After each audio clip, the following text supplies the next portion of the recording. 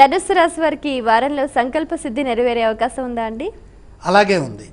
ఎందుకంటే 4 గ్రహాలు సహకరిస్తున్నాయి. ప్రధానంగా నాయకత్వ లక్షణాలని ప్రసాదించేటటువంటి కుజగ్రహం లాభస్థానంలో ఉండటం, 3వ రాశిలో కేతువు, 9లో గురువు, 6లో బుధుడు. లక్ష్యంపై దృష్టి పెడితే బ్రహ్మాండమైన విజయం సిద్ధిస్తుంది. ఏ విధమైన కార్యమైనా ఇట్టే పూర్తవుతుంది.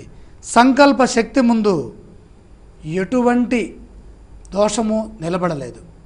సంకల్ప సిద్ధి ఉన్నది. ఆత్మవిశ్వాసంతో పనిచేయండి. వ్యాపార లాభాలున్నాయి. భూలాభం ఉంది.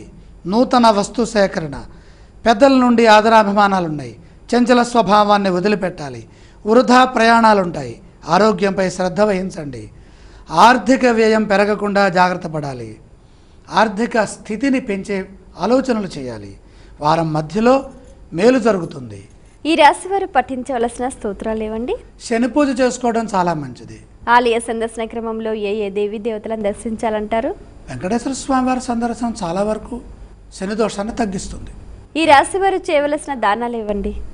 ఇక్కడ ముఖ్యంగా శని దోషం కనపడుతుంది కాబట్టి ఏలినాడు శని రూపంలో శని అనుగ్రహం పొందడం కోసమై నువ్వులు దానం చేసినా లేదా నువ్వుల నూనెతో దీపారాధన చేసినా మంచిదే.